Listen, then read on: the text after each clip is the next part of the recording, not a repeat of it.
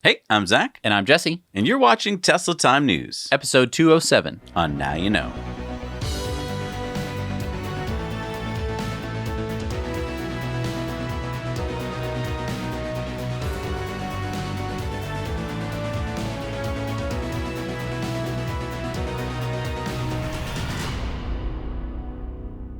Brought to you, as always, by our amazing Patreon patrons. We wouldn't do this show if it weren't for our patrons, so you can go ahead and thank them down in the comments, or become a patron yourself over at patreon.com/nowyouknow. We're sponsored by Surfshark VPN.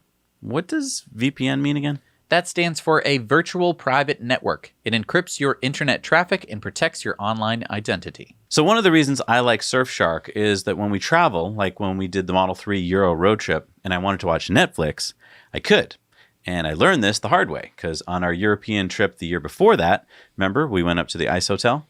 I didn't know about Surfshark back then, and I couldn't watch anything. What were you watching on the Euro road trip? I was watching Mindhunter on Netflix, and here's a tip for you folks.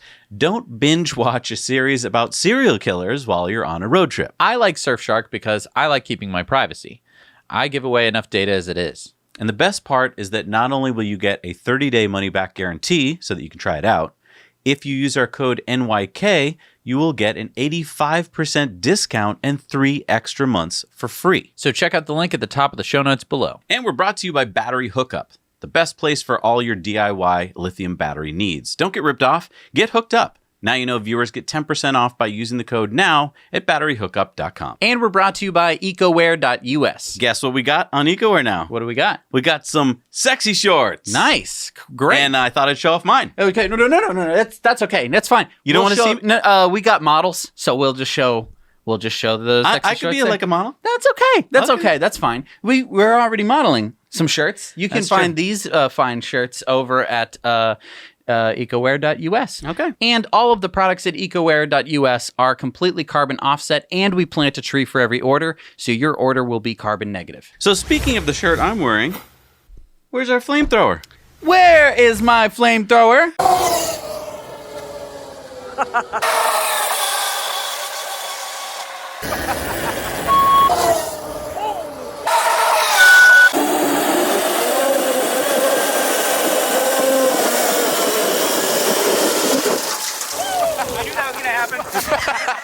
Yeah, there we go. So it would appear that Now You Know's very own Steven and good old Uncle Rich have completed their Tesla Cyberquad build. It took approximately 300 hours to build. Rich and Steven decided to put Zero Motors power plant in a quad, and then Steven offered to design it and replicate the Tesla Cyberquad. Yeah, Rich had wired the bike up with its new Zero powertrain and welded the new drive unit to the rear, and then Steven restructured a new aluminum trestle frame onto the existing quad frame, and then formed and cut the new body. So let's compare that crazy Cyberquad they built to a gas quad. Okay. All right, so the Raptor goes 0 to 60 in 5.4 seconds. The Cyberquad they built goes 0 to 60 in 3.8 seconds. That's faster than my Model 3. Yep. Top speed for the gas-powered one is 75 miles an hour. Guess how fast they can go on their Cyberquad? Do I even want to know? Over 100 miles an hour. Holy crap. So this is what Uncle Rich could throw together. What do you think Tesla's Cyberquad is going to be able to do?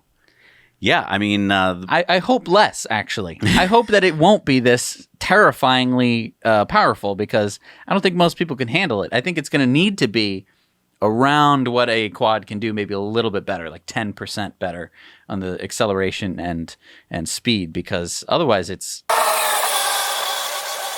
That's really dangerous. That is terrifying. I'm terrified. Speaking of fast electric vehicles, our very own Mr. G was in Bonneville last week in the Salt Flats testing out this. I'm here at EV West. This is like the mecca of electric car customization. This doesn't look like a car. It looks like a boat. It's like a bullet. We're doing something wild here. That's a Tesla drivetrain. Wait, we got Michael here. We're going to Bonneville. Yeah.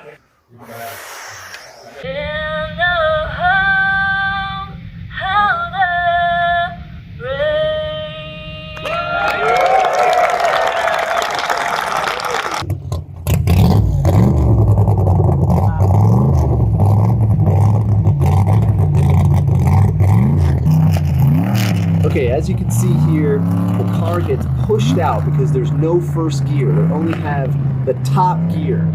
Once it reaches a certain speed, the pusher car gets out of the way, and then the car takes off. All right, so I'm Mr. G, and so this is a special thing happening. Instead of using gasoline or diesel or kerosene or hydrogen or any fuel you could think of that's from fossil fuels, we are actually being powered by the sun. So it's a pretty amazing situation. We're actually going to be running on all batteries, all electric. Let me show you what I'm talking about. Check this out. This whole thing is how they're going to charge the car. Okay, Doug is the builder, designer. He's done a really good job with this. But I was going to ask you questions. I was going to ask Doug questions like, oh, about this, but then I got an idea. You see this Tesla right here? Did you bring a Tesla charger with you? Yeah, you can charge your Tesla. Right, he could be charging right now. Why don't we charge him up? Okay, let's do it. We charge up here? Right there. Oh my God. The adapter, this is a J1772. This is the adapter. You put it right in there. It goes blink, blink. Why is it all crooked? Is it broken? It tracks the sun, so it's staying square to the sun. In the morning, it's the other way. You know, in the afternoon, as it follows it. Oh, because the sun's out there, the sun's out to the west, and it's so coming down on an angle like this. And in the morning, these were flipped. to the east. How do they get in touch with you? Tier4solar.com, have a website. Okay. Also Tier4Solar on Instagram. Nice. Here we are on the start line with the Electroliner. It was built by EV West, and we are at Bonneville. Bonneville is all about breaking land speed records. Here we go. Check it out. Silent. Completely silent. There it goes. He's going so fast. Yes! He did it! Wow. I mean, that's a little different than most electric cars I've seen. Let's talk about how fast it was going. So the previous land speed record was set back in 1997 at about 213 miles an hour for an under 1,000 kilogram vehicle. So we got to keep in mind this is in the under 1,000 kilogram class. EV West broke the record with Roger Hickey driving at 218 miles an hour. Then later in the day, Jim Hoogerheide was driving, and he broke the record even more at 229 miles an hour. And that was both in EV West's land speed record setting car. Yeah. Wow. Pretty crazy. I mean, EVs, they're you can't say they're slow anymore. No. Are you lonely at superchargers? Do you drive a single motor Model 3 and are also single? Does your love life not have enough electricity in it? Is that a J1772 adapter in your pocket, or are you just happy to see me? Time to upgrade to FSD Find someone to date. with the Tesla dating app, the only car brand to have its very own dating app. Wait, what? Tesla's coming out with a dating app now? Okay, so let's be clear here. This isn't Tesla. This app is the work of Apital Grewal. He's a self-described e-commerce entrepreneur and Tesla stan living in Canada. Grewal told Business Insider he decided to create the app after realizing Tesla owners only wanted to talk about one thing: What is that? how much they love their Teslas. Oh. The app is not yet out, but it's in its final stages of development, and upon the news breaking already has hundreds of people on the waiting list. And so you have to be a Tesla owner to get on this app? I guess so. You owners have to confirm that they're in fact a Tesla owner to become an app member. So you just say, I have a Tesla? I don't know if there's like a VIN requirement. I haven't joined the app. I don't think, I mean, neither of us have any need to. Right. But I think if you're in the market, I think you should go check it out. I think that Tesla might be the only car company that would have a dating app that would work. Like, what do you mean? I mean, like, imagine like Porsche dating app. Like, I think that most Porsche owners are, first of all, men. That's just a fact. And I think that they thought that when they bought the Porsche, that was their dating app. It would be They're like, that's why I bought the car. It's for the ladies. It would be a tough app because it would be like a guy, a guy, a guy, a guy, Right. a guy, Yeah. a guy. It'd be like, hi, I'm a 65-year-old man who owns a Porsche. And then the other person would be like, oh, I'm also a 65-year-old man who owns a Porsche. And they're like, well, where are all the women on this app? It would be a good friend app. I think it would work for Subaru owners. It'd be It like, would be perfect for it'd Subaru be like, I owners. love hiking. So do I. I have a dog. Well, I have a dog. I love camping. What? No, you're right. A Subaru app would probably be the only other car app that would work. Because I'm just thinking like, okay, what if you had like a Kia app? It'd be like, hey, I downloaded this app. I thought it was like the Kia app for my car. Oh, that's what I thought too. Oh my gosh, we both don't know how apps work. Although I do feel like with the Tesla app that similar things would happen. It would be like, so like I'm having trouble figuring out Joe mode. Yeah. Oh, could I come over like maybe Saturday morning? Sure. Yeah. What do you want to do? I just need to plug in my car. I don't know. That's I think, but it was definitely bound to happen. Yeah. Tesla owners, they have a lot in common, I think, most of the time. Yeah, they do. And I mean, I'd be interested to see how many of these people are going to like get married. That is going to be interesting, yeah, to say the least. So we spoke with Kandi Hanoun, the president and co-founder of Dandelion Energy, a residential geothermal company operating currently in New York State, but soon moving into more Northeast states. We want to install geothermal here at this house. So we picked Kathy's brain about all things geothermal, and it was awesome. So I learned so much, and I'm so pumped than ever to heat and cool my house with geothermal. Pumped! You're welcome. And get this, Dandelion is into what we're doing here on Now You Know, and they have helped sponsor this episode. So go check out their full interview with Kandi Hanoun and learn some more about geothermal and maybe get it for your house. Yeah. Okay, so this story starts like many stories start with a tweet from Elon. He said, new Tesla feature coming that enables your car to play snake jazz or Polynesian elevator music through its outside speakers wherever you go. Now, this kind of falls down a bit more of a rabbit hole, his tweets here. So we're going to be covering more of that on Patreon bonus stories. Yeah, because I think if you hear the word snake jazz, you don't immediately know what that means. It's not like I, in high school, was in the jazz band. I learned a lot about, Duke Ellington and Louis Armstrong. And, there are some real classics. Snake jazz didn't ever really come up. Because it hadn't been invented yet. Right. We're going to talk about that a little bit more on PBS. But just to give you an idea of what we're talking about, Jesse has demonstrated what it would sound like to have your Model 3 driving down the street playing snake jazz. So this is to replace the pedestrian warning sound. So all cars that were produced after September 1st of 2019 had to have a speaker on the had to play snake jazz on the outside of the car, and it had to play some kind of sound to alert pedestrians to the fact that there was a car coming because it doesn't have a gas engine in it. And this law was written in 2010 when there really weren't any electric cars on the road, and the idea of like a silent car was terrifying. And it was like, they won't make any noise at all. And it's like, it's not entirely true because the wheels make noise when they go, even at slow speeds. But one thing they didn't think about, those lawmakers, they didn't specify what the noise could be. Right, so it could be anything. And Elon wants to do snake jazz. Yeah, so my question is this going to be an optional thing where it's like, choose like boring whoop whoop sound or choose snake jazz or Polynesian elevator music? Well, you can let us know what you think. That is actually the poll for this week on our Patreon polls. So if you want to head over to patreon.com/nowyouknow, you can support us for as little as $2 a month, get access to the polls and our Patreon bonus stories every week. So at Cape Canaveral last Tuesday, SpaceX launched its 11th Starlink mission with another 58 Starlink satellites. So for the first time, this booster was reused for the 6th time. Wait, I'm sorry. What? This is the first booster that has been reused 6 times. Wait, this has been up to space 5 times before? Yes. And this is its 6th time launching satellites into space. Wow. So it landed on the Of Course I Still Love You drone ship. This was the 92nd Falcon 9 launch and landing. And by the way, it was the 100th launch for SpaceX. Wow. And if that wasn't amazing enough, SpaceX's ship, Ms. Tree, caught half the fairing. And so Elon tweeted this out, "Aloha. Welcome back from space." And in the video, they played some Polynesian elevator music. Yeah.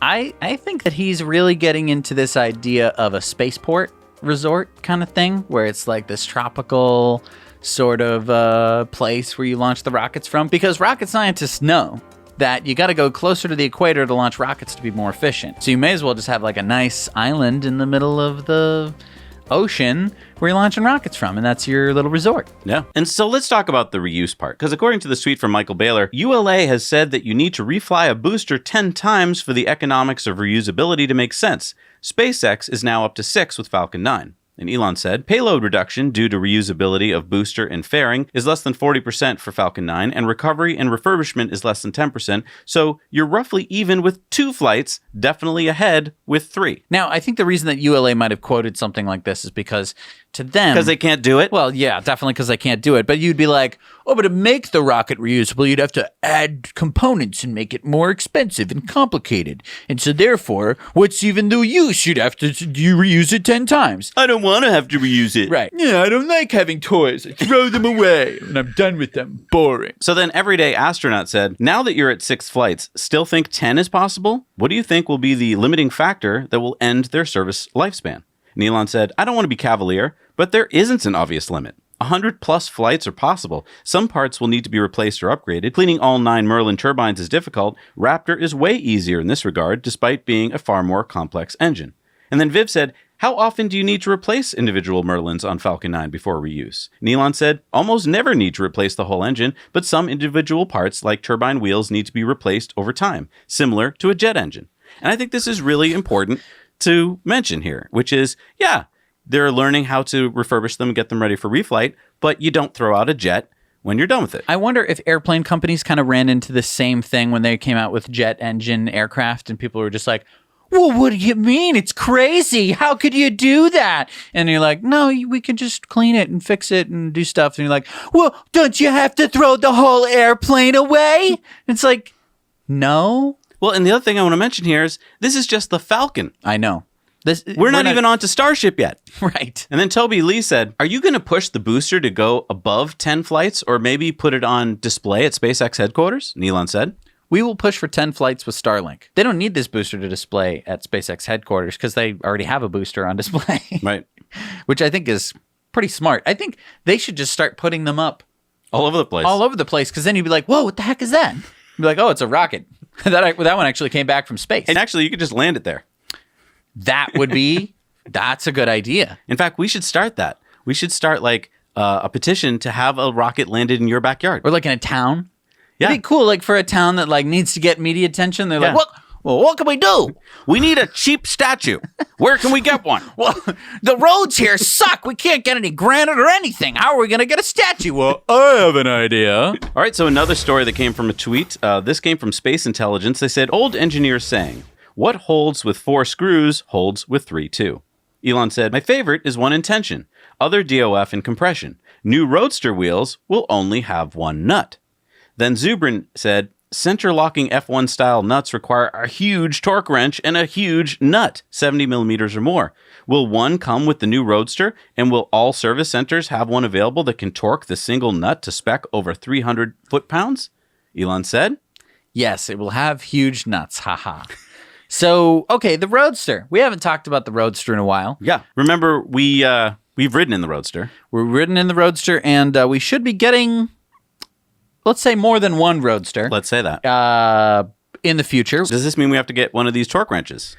I guess so, because one of the things about the Roadster is I think we're going to be going through a lot of tires. Which is good because I'll tell you, five lug nuts.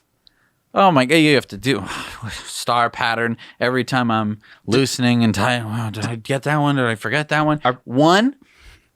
Are people going to complain, though, that they have to carry this giant torque wrench with them? How big is that thing? Well, if you have to do 300 foot-pounds, then you'd either need to have 1 pound at the end of something, of a lever of 300 feet long. Okay, I don't vote for that. Or you'd need 300 pounds on a lever of 1 foot. No, a little further. 150 pounds, 2 feet? Yeah. If you did 3 feet, that'd be 100 pounds. That sounds about right.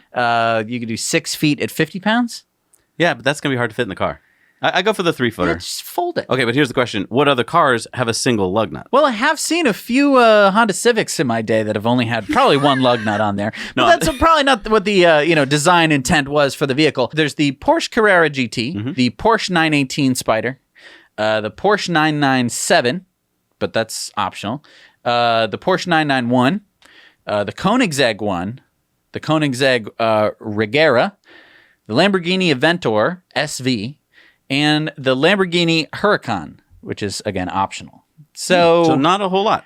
Not cars that people are probably going to be used to driving. But you get a really cool-looking wheel. You do get yes, and I think that's the whole reason that they did this is that you get a really cool looking wheel. I'm assuming that they're going to have some kind of really fancy schmancy. Maybe they even have like an interlocking thing because like you got to really have some force because there's going to be a lot of torque. Coming out of this thing. All right, here's another one started from a tweet. Elon said, Dojo version 1 isn't done yet, about a year away. Not just about the chips, power and cooling problem is hard. And then Daniel Fong said, thermal constraints seem to be increasingly the dominant constraint in computing. Does it merit liquid cooling or something even more exotic? And Elon said, absolutely needs liquid cooling. We're applying our experience cooling half megawatt drive unit power electronics in cars to computers. Okay. This needs some parsing. So let's talk first Dojo. Okay. Dojo is the going to be a supercomputer that's going to be taking data from people's cars and thinking about it. Mm-hmm. It's like deep thought, practically. It's going to be thinking about the data and basically labeling everything in there. Oh, that's a dog. That's a hamburger. Okay, but I had originally car. thought that the data was coming from a Tesla car, going to a supercomputer in Tesla's, headquarters. But this, to me, implies that some of that sorting will take place in the car itself, which is why the computer's getting so hot. So I want you to think about this for a second. When you're running a super high graphic game, so you have a GPU in your computer that requires cooling, and that's why gaming computers all of a sudden went from being just boring desktops to being these cooled with water devices, because you need to just keep that CPU and GPU cool. Right. And I think that Tesla has a huge advantage having already dealt with this with already electric components. So yeah, if the drive unit is putting out a half megawatt, which a lot of the drive units that they have in their cars do, it's not 100% efficient at turning all of that electrical energy into drivey drive energy. It is more efficient than a gas engine, of course, but there's going to be a lot of heat generated, and you need to get, do away with that heat. And for anyone who's been paying attention to the Model Y, they had the octavalve, which is a huge part of their cooling system and heating system in the Model Y. So I think that Tesla is in a unique situation, and specifically Elon, because he has a rocket company, a car company, and now he's doing computer chips. And you might think, oh, this is completely different, but actually, a lot of these engineering things, because he's on the cutting edge, are going to overlap, and you're going to have a big advantage here. Also, what CEO of a company gives away secrets in his tweets? I mean, this is basically a trade secret. He's talking about one of the limiting factors being cooling. I bet a lot of other companies right now are just thinking about software and hardware. Right. He's telling you, yeah, once you figure that out, you're still going to need to cool it. Right. Could you imagine if the CEO of NVIDIA was tweeting out stuff like this? I mean, I bet you don't even know who the CEO of NVIDIA is. Tesla Time News is sponsored by Cybertruck Owners Club. There you'll find a crowdsourced reservation tracker that you can update yourself and find out where you place in line.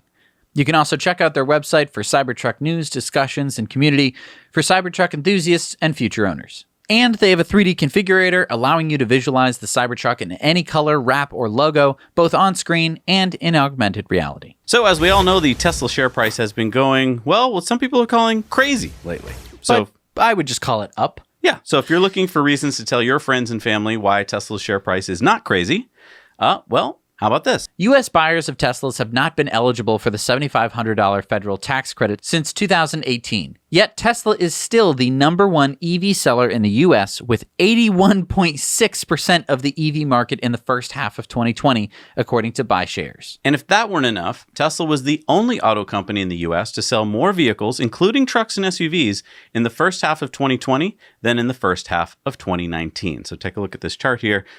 No other company did what Tesla did. And this all happened with Tesla at a $7,500 disadvantage. Yeah, I want to talk about how big a disadvantage that is. So imagine you go to a car dealership and there's two cars you're interested in, and one of them is $7,500 more than the other one. Right. That's going to have a severe impact on your decision. Right. And yet, Tesla has been crushing it. Right. And they're going through the same coronavirus that every other car company is going through. So to be like, well, it's because of the coronavirus. Yes, and definitely no. Also, I'm really upset by the fact that while Tesla was getting this credit, there was nothing but FUD stories on how, well, it's because Tesla gets a $7,500 tax credit. Right. As soon as that goes away for Tesla, I've not seen hardly any stories about how there's this federal tax credit for EV manufacturers, which all of them are getting right now. Right. But I do think that the stock price is going to go down. I think it's going to be cut by 80%. What? Oh, because the stock split. Don't worry. It's because the stock split. If you don't know what we're talking about, you should check out last week's episode. I can't tell you how many people emailed me and commented on how they thought they were going to lose, 80% of their value when the stock split. Right. Don't worry. You get 4 more shares, and the shares are now worth. Or a lot of people 20%. wrote to me and they're like, "Do you know how many more shares?" You'll have more shares. They'll just be worth 1/5. Yeah. So it's a wash, people. Yeah. So Tesla has filed for another AI patent, this one called Estimating Object Properties Using Image Data. So what is this all about? Well, luckily, Elon explained it to us on Twitter. He said, accurate distance calculation by only vision is fundamental. Other sensors can help, but are not fundamental. I can't tell distance with only my eyes. I well, don't know where you are. Well, you kind of can, because do you think that my hand is smaller over here and bigger over here, or do you think that it's So you might be saying to yourself, okay, I understand how you'd get this data. You'd have 2 cameras, you'd know how far apart they were, and then you'd measure an angle between the 2 cameras, and that would give you the distance. I don't think that this is what Tesla's patenting here, because first of all, I know that Mobileye already does this with the front-facing cameras, and I know that Tesla doesn't have multiple cameras facing in the same direction on their cars. Oh, right, because you have a side view camera, but it's just a single camera. Right, and you have 1 camera in the back. You don't have 2 separated by some distance. Again, Tesla with the intellectual property here, because if they figured this out, that means that other car companies who want to copy this technology are going to have to either license it from Tesla or be dumb out of luck. Exactly. So Consumer Reports just released the results of a survey that they did across 420,000 drivers across 4 generations, millennials, Gen Xers, baby boomers, and the silent generation, to see what is the most satisfying car. Now, I don't know why Zoomers weren't included on this list. Because they can't drive yet? Okay, that's fair. So what was the answer? What was the most satisfying car across? Well, it couldn't possibly be all of them agreed. I mean, they don't agree on anything. So let's just look at it group by group. Okay, sure. So millennials thought... the Model 3. Okay. No big surprise there, of course. Right. Gen Xers must have had a different vote here. Model 3, followed by the Model S. Wow, okay. Baby boomers. The Tesla Model 3. And the silent generation? Model 3 again. Wait, they all agreed on something? They all agreed. In fact, the silent generation, number 3, was the Model S. This means that the next time you go to Thanksgiving, the one thing that you can all agree on at the dinner table is going to be Tesla Model 3 is the most satisfying car. No.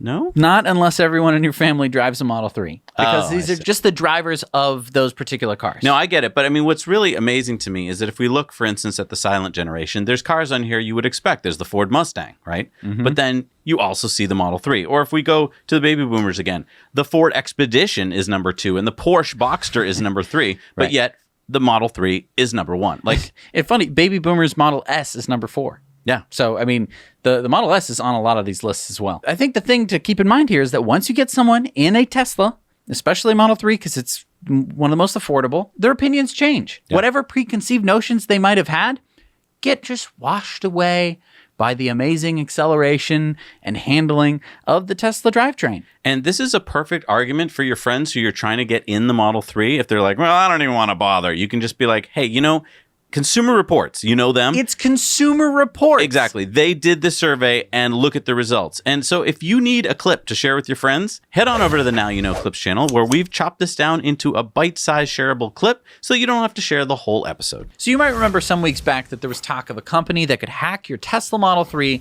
long-range dual motor into a Tesla Model 3 performance of sorts. Oh, yeah, I remember that. Yeah, so this hack was made by Nginx, and it would plug into the MCU of your car and upgrade the 0 to 60 time to 3.9, up from 4.4, as well as giving it the ability to do drift mode. Now Tesla is shot across the bow of Nginx with update 2020.32.1. Wait, what do you mean?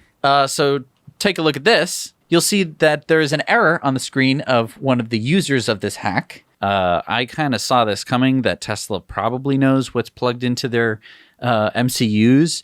And it means that Tesla basically is saying you're going to lose your warranty if you do anything like this. Right. I think that, as long as Tesla knows, which they've just proven that they most certainly do. So I think that this is a shot across the bow. This is kind of like your last chance to to get out of here and to never plug it in again. Now, Nginx has said that they are coming up with a patch that will be ready in 1 to 2 weeks that is going to hopefully thwart this latest update, but I think it's going to be a constant battle. This sounds like a patch war. Yeah, and I mean, I'm gonna have to say that I think Tesla's gonna win. So the Norwegian Institute for Nature Research just released a study that took 10 years of research and found that by painting one wind turbine blade black, bird kills were reduced by 72%. Wait, what? So you saved birds' lives with paint? Yeah.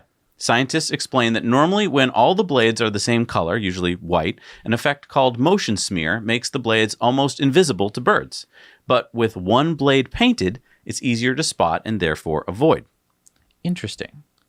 So you said this was a 10-year study? Yeah, so the study that was published in Ecology and Evolution was conducted on Norway's island of Smola for 7.5 years before the blades were painted, and then 3.5 years after they were painted. So they used sniffer dogs to search for dead birds between 2006 and 2016, and they also found that painting the towers black helped too. NINA researcher Bard Stokke said, "We painted the lower part of 10 turbine towers black. This reduced the mortality for willow ptarmigan by almost 50% compared to unpainted wind turbines in the same area." So the funny thing here to me is that wind turbines contribute to much, much, much fewer deaths than cats. Wind turbines are number 8 on the list. Number 1, you said, is cats, and they kill 2.4 billion birds every year. Windows are the second. Right, which is why you should always buy a Macintosh computer. Windows. Glass windows. Windows glass? You're saying house windows. House windows. Or building yes. windows. I see. Yeah, they kill 600 million birds a year. And windmills come in 8th with 234,000. So, I mean, the thing here is that cats aren't going out and killing eagles. Usually. But actually, this study found that the painted turbines help the bigger birds the most. This next story is for viewers who reside squarely in the upper crust. Oh, yes. You are, of course, referring to our viewers of means. You may be interested in this next story. Lunaz, based in Silverstone, England, is taking classic Rolls-Royce Phantoms and Silver Clouds, 30 of them, and converting them into all-electric, with up to 120 kilowatt-hour battery packs for 300 miles of range. So David Lawrence, the founder of Lunaz, You explained... gotta keep doing the accent. Come on. Fine. The time is right for an electric Rolls-Royce. We are answering the need to marry beautiful classic design with the usability, reliability, and sustainability of an electric powertrain. More than ever, we are meeting demand for clean air expressions of the most beautiful and luxurious cars in history. We're proud to make a classic Rolls-Royce relevant to a new generation. Prices start at £350,000 or $458,000 for a Rolls-Royce Silver Cloud by Lunaz and £500,000 for a Phantom. Which is $654,000. It's a Rolls-Royce, dude. It is a Rolls-Royce. So, some people are going to be mad at this. They're going to be like, there was no need to marry the beautiful Rolls-Royce with an electric car. And to that, I agree. To all these electric cars that are really, really, really expensive, the point here is that you can have guys who are really into Rolls-Royces, and if there's no electric Rolls-Royce, there's no way that they're going to be into electric cars because the Rolls-Royce is the tippity-top coolest car. If you can have an electric Rolls-Royce, they can say, oh, the electric Rolls-Royce is actually better. It's more powerful. It's actually more luxurious because it's quieter. That's just an easy one. And so when they're thinking about cars and telling people about cars, they might be a little bit more open to an EV, even if they didn't buy one. Like, even if they can't afford a Rolls-Royce electric, they could at least be talking about it. You know what you can't afford?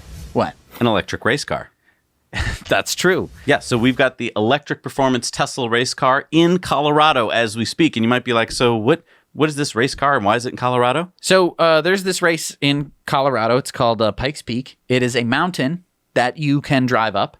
And I guess one day someone was like, I bet I could drive up faster than you, Dale. No, I think I can beat you. And so Pikes Peak was started. They probably had names. I don't know who those people were, but they definitely started it. It is the second oldest hill climb in America. And so our champion driver, Blake Fuller, has just arrived in Colorado Springs. And you can see what it's like to do a cross-country road trip in a race car. You can go check it out on the Electric Performance YouTube channel. He drove the whole thing to Pikes Peak from Florida. And yeah, you can follow the whole Road to Pikes Peak series that we've made from the beginning of turning this into an electric race car to now getting to Colorado. We're a week away from the race. The race is Sunday, August 30th. So head over to the Electric Performance YouTube channel for updates and subscribe. Because here's a little secret. That race car we're talking about, it's just a Model 3 Performance. Yeah, probably one of the cheapest race cars you can get, and maybe arguably one of the best. So Tesla has applied to the FCC to add a motion sensor inside the vehicle. Why would they need to do that? Well, Tesla claims that this would be for detecting children left in hot vehicles. But I thought that's what the interior camera was for. Yes, but what can't cameras see through? Socks? Yes, and other physical things. Oh, yeah. So according to Tesla, these sensors provide depth perception and can see through soft materials such as a blanket covering a child in a car restraint. And they can differentiate between a child and an object left on a seat, reducing the likelihood for false alarms. And they can detect micro movements like breathing patterns, heart rates, neither of which can be captured by a camera or in-seat sensors alone. Oh, wait, so I get what this is for. Mm-hmm. This is for robotaxi. Well, but the car would be driving itself. Who cares if you're in the car? When you get to your destination, normally the cabbie goes, all right, get out. Right. Right? And then he can check to see if you got out. But in a robotaxi, maybe you fell asleep. That's a good point. Or maybe you are an assassin and you think that you can get into the back of the car. Who are you going to assassinate? I don't know. Whoever the next person is, you've hacked some system. Well, But yes, no, I agree. So this is a way to really make sure that you know what's going on inside the car. but also if you buy a Tesla with this interior sensor, you could know if someone had broken into your car and was sitting in your car. So it looks like there could be a Kandi Factory here in North America. Good, because I've got a golden ticket. It's not here yet. I've got a golden ticket. It's not here yet. What do you mean? But I want it now. Veruca, We're reporting on Kandi Factories now? Kandi America, the Chinese company. Remember, we reported a couple weeks ago about the Chinese auto manufacturer Kandi America and their new two models, the K27 and the K23, that were coming to the US. Well, now Kandi announced that after the launch last week, they received over 400 pre-orders. And so now they said they are actively exploring the possibility of opening a manufacturing base in North America for its popular electric vehicles and off-road vehicles. Kandi plans to more aggressively target the fast-growing North America market and ensure affordability by eliminating shipping costs and tariffs. The company is in preliminary discussion with various potential partners, including local government agencies from the U.S.-Mexico border, and has received positive feedback. The company cautioned that the exploration process is in its early stage, and any negotiations would not guarantee a North American plant will be built. Interesting. Yeah. Also interesting to note that this is a company available on NASDAQ for you stock investors out there looking for EV companies under the ticker symbol KNDI, and that deliveries of the K23 and K27 will begin in Q4. And interestingly, Kandi America reduced the price of the first 1,000 K27 electric cars, originally priced at $19,999 MSRP, and it's now listed at $17,499. Now, with the $7,500 federal tax credit, that brings the prices down to just $9,999. So that's a sub $10,000 EV. And the K23 is discounted from $30,000 to $27,499. So with that federal tax credit, that would bring the price down to just $19,999. So I'm pretty excited about this having a different market segment for EVs. A lot of the other car manufacturers, the legacy automakers, sort of were like, let's make a Tesla killer. And Kandi was just sort of like, let's make a Leaf killer. Right. You know, like, and honestly, I think it's a pretty good deal. It shows that a Chinese manufacturer is actually interested in coming to America for this market. They see a market for it. Whereas all these big auto companies in America are like, there's no market for EVs. We're going to China. Yeah. Kandi is looking to compete with Tesla here in the US, and GM has partnered with SAIC to build the Wuling Huangguang Mini EV to compete with the Tesla in China. So far, the Wuling has 50,000 orders. So let's look at the specs, okay? Okay. We got a four-seater here. Nice. It's got any DC range. What does that stand for again? It's, I believe it's not even darn close. Of 120 to 170 kilometers. That's 75 to 106 miles, depending on the variant that you choose. So you can either get the 9.2 kilowatt-hour battery or the 13.8 kilowatt-hour battery. And the dimensions are right here. So it's tiny. Its top speed is 100 kilometers an hour or 62 miles an hour, and it has a 13 kilowatt motor. So the price is the big thing here. Okay, I know you kind of zoned out during those specs because you're like, those sound awful, but the price might make up for it. Okay. 28,800 won or $4,112 for the base model, and 38,800 won or $5,500 for the next model up. What do you think? That's pretty affordable. I mean, that's like what you pay just for the battery pack. Yeah, in like an old Leaf. Yeah. That's some seriously low-priced car. Yeah. So, I mean, to your point, safety is probably not high on its list. Right. But it's more of a city car. It's definitely more of a city car, and it can definitely be like a second car. I think that a lot of people, and me included, I will talk specifically about why you need to buy a Tesla because of the range. And it's like, but not all of the cars in your family need to be that high range. Right. Because, I mean, even in our own experiences, we both have Leafs in our driveway because other people in our families who don't need to travel as far most of the time can drive the Leafs around town, and it's great. Yeah. Right. So Lucid will be unveiling the Lucid Air next month, and we are getting some more info ahead of the launch. So one of the things we just learned is that it'll have DC fast charging with a peak of over 300 kilowatts. So that's 300 miles in 20 minutes. And it'll be accomplishing this with its ultra-high voltage 900 volts plus electrical architecture. It'll have over 19 kilowatts of AC onboard charging that can support AC charging speeds of up to 80 miles an hour. It'll have integrated boost charging and broadcast range of charging capability from AC levels 1 and 2 up to the most powerful level 3 DC fast charging, utilizing the universal CCS connector standard for connectivity to and fast charging at any public charging network.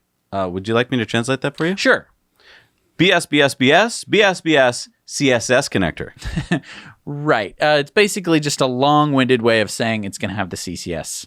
But here's the one I am excited about. Full bidirectionality for advanced vehicle-to-everything capabilities built in for future enablement of vehicle-to-grid and vehicle-to-vehicle features. So there's vehicle-to-grid, and the idea behind that is that you plug in your car, like you would with any other electric car, but instead of the electricity flowing into your car, into the battery of the car, you could flow it in either direction, out of the battery of your car into your house, or through your house into the grid. Right. Whereas if it just has an outlet, that's kind of like, for instance, what the Cybertruck is going to have, where you can plug a power tool or something into the outlet, but you couldn't just use that to power your house. You could use it to power certain things in your house. You could like an extension cord, right? Yeah, you'd plug. Oh, great! I can plug in my refrigerator during a power outage. But that's not the same as vehicle to grid. I mean, since it said vehicle to grid, that's what I'm expecting. But that's future capability. I don't if know. you really get down to the nuts and bolts of the wording, it really sounds like they're not going to have that yet. Yeah, we'll find out in September. So, now, here's one thing you do get, though. You get 3 years of Electrify America complimentary charging. Great. Hope you like Walmart. But they did say this. Home charging is one of the key benefits of EV ownership. In addition to the standard Lucid mobile charging cord that comes with every Lucid vehicle, Lucid has also developed the Lucid Connected Home Charging Station, one of the first AC charging stations with bidirectional charging ever offered. With bidirectional charging, owners can enjoy a more cost-effective charging method and also use their Lucid Air as a temporary energy reserve to power their homes, including off-grid vacation properties. So there, it's going to have it. That sounds a lot more like vehicle to grid. Yeah, so now I'm excited. Now, the only thing I'm not excited about is we don't know the price. That's true. But I think it's going to be a little expensive. But I am excited about this. Hawk on Lucid Air Forum spotted what looks like was a Lucid photo shoot with the Air and their upcoming SUV in La Honda, California. Interesting. So, I mean, take a look at that. I think it looks pretty cool. It looks pretty nice. Yeah. I mean, the Lucid Air has always looked really nice. Yeah. I've never had anything bad to say about the design. I think that they really nailed it. Yeah. And I mean, all of these features sound great. Yeah. I mean, the charging speeds, the range, all of this, it sounds like if Lucid Air can deliver in production and price, those are the two things. I don't think they're going to be able to deliver in price. I think it's going to be a very expensive car. But I think that's okay. I think there are people out there who want a very unique car. So another study, folks, that backs up what we've been saying for years on this channel. EVs save lives. Because they're so safe at driving. No, because they don't pollute the air we breathe. So this study out of Northwestern University took climate modeling and public health data to see what will be the impact of EVs on the U.S. economy and people's lives. And guess what they found? They found that EVs are going to solve climate change, and that's going to save a lot of lives and a lot of money. Well, kind of. They found that when EVs replace 25% of the current ICE car fleet in the U.S., it would save, quote, approximately $17 billion annually by avoiding damages from climate change and air pollution. So when EVs reach 25% of the fleet, every year, 242 million less tons of CO2 will be produced, less PM 2.5 and less ozone, and there would be 535 less deaths every year. That's pretty impressive. Yeah. Now, if you increase the EV fleet to, let's say, 75% of the cars, which will happen eventually, along with more renewable energy on the grid, that would result in as much as $70 billion of savings annually. Daniel Peters, who led the study, said vehicle electrification in the United States could prevent hundreds to thousands of premature deaths annually while reducing carbon emissions by hundreds of millions of tons. This highlights the potential of co-beneficial solutions to climate change that not only curb greenhouse gas emissions, but also reduce the health burden of harmful air pollution. Because the thing to keep in mind here is that even when there are people who are climate change deniers and they think, well, climate change doesn't exist, it's the sun gods are doing it. A very easy way to just be like, hey, but also air pollution. Air pollution doesn't exist either. Right. I suck it up all day. Right. Most people will believe in air pollution because they can see it. And smell it. And smell it. Now, you can't see all air pollution, but you can obviously see the worst of air pollution. Right. And as long as people kind of get that there is a worse air pollution, you look at, Los Angeles with the smog and you're like, oh, you can see it and smell it and taste it and feel it and chew on it. Therefore, it must be real and every car must be contributing to it somehow. It's a great little way to get people to understand that driving a gas car is a bad thing. People on both sides of the aisle agree with everything we talk about on this channel, right. EVs and sustainability, because it makes sense financially and it makes sense for the planet. Exactly. All right, it's time for our video contributor stories, and we've got Bill from Tennessee. Hey guys, this is Bill from Linden, Tennessee. Wanted to give you an update on what I've been up to this summer. What I've done is I've taken the 48-inch mower deck from a 1970s International Cub Cadet riding lawnmower and converted it to electric. I've got it so I can run it off of my electric lawnmower that I converted a couple years ago, and let's give you a tour.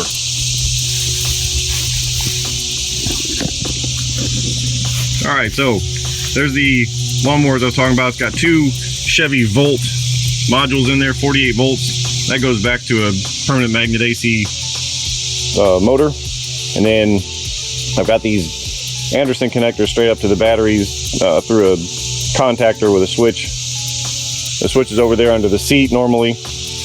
And then that comes through here to another electric motor. This is a permanent magnet DC motor. And then that goes through a pulley. That goes to the original pulley that would have been underneath the lawnmower.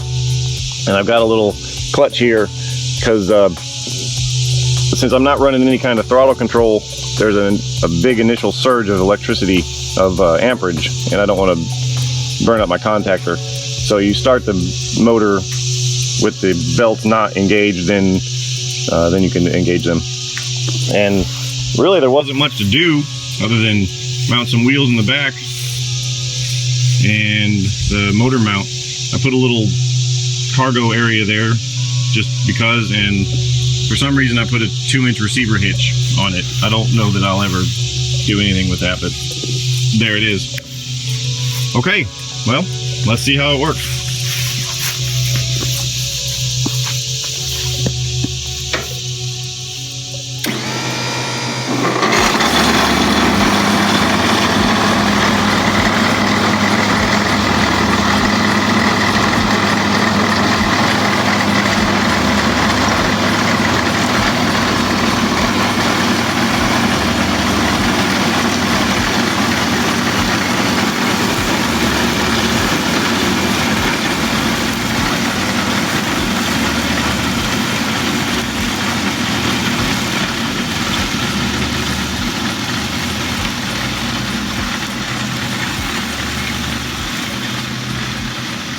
Well, Bill, you really upstaged us. Oh, yeah. Our electric ride-on mower didn't have a mower part. Right. Didn't have any blades. It didn't sound as good as yours. Probably didn't go as fast. Yeah. Good job. I'm really excited to see, Bill, what else you come up with, because clearly you know what you're doing. Yeah. And I'm just starting to understand. And for people who don't understand what I'm talking about, we have a series where we converted a ride-on mower to electric. So if you wanted to go check that out. We also did a lawnmower that cut grass. So you should check that out as well. All right, it's time for our Patreon bonus stories. And if you'd like to support us on the show, which would really be awesome, head on over to patreon.com/nowyouknow. And for as little as $1 a month, you can watch all of our Patreon bonus stories. You know, we're about to do 8 stories. So yeah, head on over, check it out, and we'll see you in a little bit.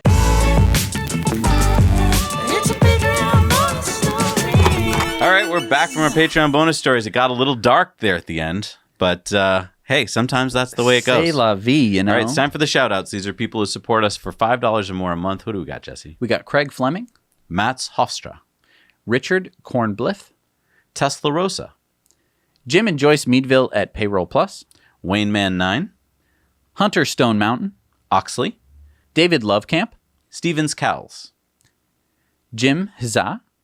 and T.A. Rory. Thank you so much for supporting this channel. You wouldn't be watching this without those people. All right, it's time for Elon's tweets of the week. All right, so Whole Mars Catalog said, auto lane changes on city streets still on track for release in a couple months? Elon said yes. All right, so wait, let's just parse this for a second. So that city means streets. city streets, not highways. Yep. And lane changes. Yes. So Wow, that's auto hard. lane changes, no less, which Yeah. means I think that if you put it in a destination, Ooh, it just goes. it would be able to do the lane change into the lane that you'd need to, like, say, take a left turn. But I don't know if it'd be able to take the left turn. a couple months. All But, right. I mean, it's the baby steps here. Upside down, Elon said, will there be a software developing center in Berlin? Elon said yes. Congratulations, Berlin. That's Yeah. exciting. And then Elon said, Cybertruck option package. And he shows a picture of this. He said it. It's got to happen. Yeah. I mean, He's joking. That's not going to happen. no. I don't know. If you'd shown me the Cybertruck and said that was going to happen, I would have laughed in your face too. This is a continued tweet thread from last week about the threat of comets to Earth and why we may have a small window to get off the planet. So Pranay said, and the explosion had a force of 5 billion atomic bombs. What is he talking about? He is talking about Comet Shoemaker-Levy 9. This was in July of 1994. I was just a little baby. And it was a comet that hit Jupiter with the force of 5 billion atomic bombs. It was like an Earth-size hole into Jupiter. And this video shows it. And Elon said, this might sting a little. Yeah, so that's pretty crazy. And also, I heard that there is an asteroid headed for Earth in November. So All right, something to look forward to. Look forward to that. I love 2020. What an exciting year, guys. All right, so James Wang said, deep learning continues to improve at astounding rates. In 2017, it cost $1,000 to train ResNet 50 on the cloud. Now it costs $10.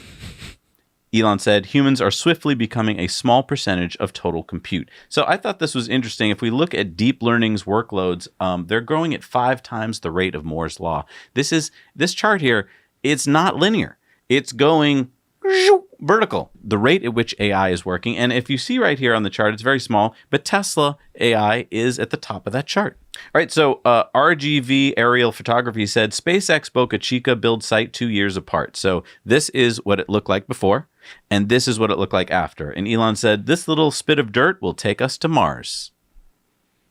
That's a cool thing to say. That is. And Elon said, I've been working in Boca since Sunday. August heat and humidity in South Texas is intense. If you think of it like a tropical resort, that makes it better, though. Everyday Astronaut said, well, and based on your job listings, you want it to be a tropical resort someday, right? Will that be for the public, employees, or just customers? And Elon said, mostly for employees, but will support public access wherever it's safe and secure. Public support is critical to making life multiplanetary. So I think that Elon has been in a tropical mood, and that is why when we saw the fairing Polynesian... the Polynesian elevator music, I think when you're at about 100 degrees Fahrenheit... your brain starts to cook. Your brain starts to go, this elevator music sounds really pretty good. Because it's like... I don't have to think too much to listen to it. And I think that this is why he also likes snake jazz. Yeah. Now, this next tweet, we broke this meme apart in our Patreon bonus We stories. decrypted the meme. So if you don't understand it, head over there. He said, bureaucracy is inherently Kafka-esque. And Evelyn said, how will Mars be governed? And will there be currency on Mars? Elon said, direct democracy. Short, comprehensible laws voted on directly by the people. Snake jazz. I'm not going to say anything more.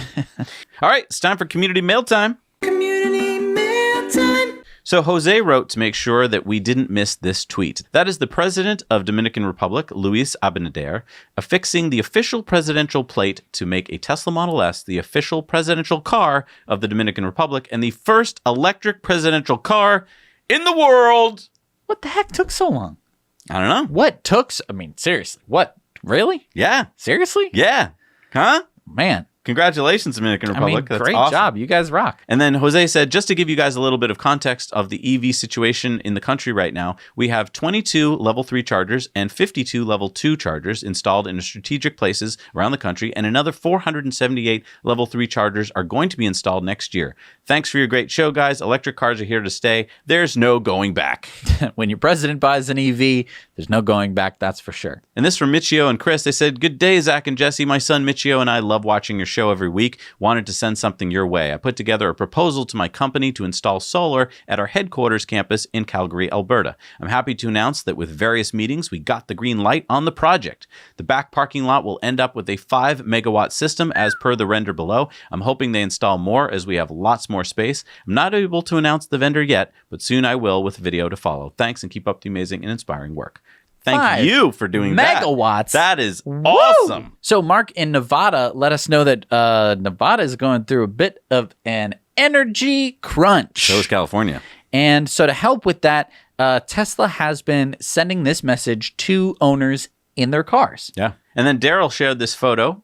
If you own a Tesla and want to charge but live in a second floor apartment, no problem. Yeah. Could you imagine doing that with like a gas pump? People would be like, oh no, but no one cares. And then Steven sent this in. Maybe this is how Teslas should get their batteries changed.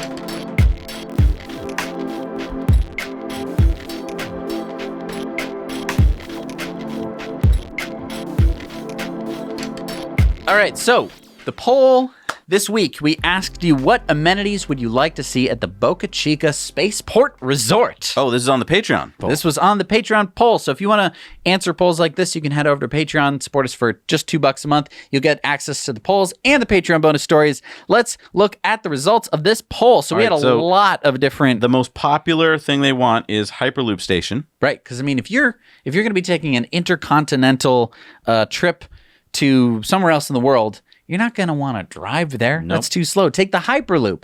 And then the least thing they want is laser tag with real lasers. A lot of people said that is just regular laser tag. Not really what I meant. I meant like more high-powered lasers. High-powered Like, lasers. pew, ow! Maybe that's why people didn't like it either. Why don't we have laser tag that hurts a little? Probably your eyes. No, you can put goggles on. It's your eyes. No, but you can put goggles on. And these goggles will never fall off. You'll never blind yourself at a laser tag place. Other than that, it sounds fun. Yeah.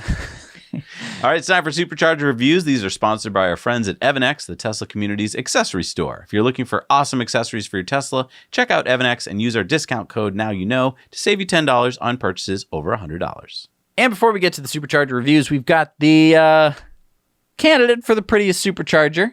Now, penalty on the field. This is not a supercharger. You're right. This was sent in to us from Alarius in Estonia. I mean, it is pretty.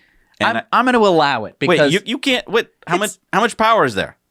It looks like it's a level 3 charger.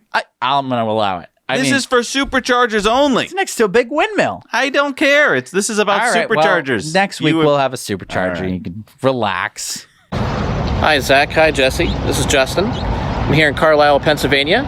I am at an 8-stall supercharger. It's located behind the sheets here in Carlisle.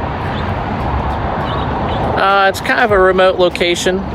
You do have the sheets for restrooms and food, so there is that. So since there's not much else around here to do, at least in the walking distance, and there's a lot of construction going on right now, I give it a 5 out of 10.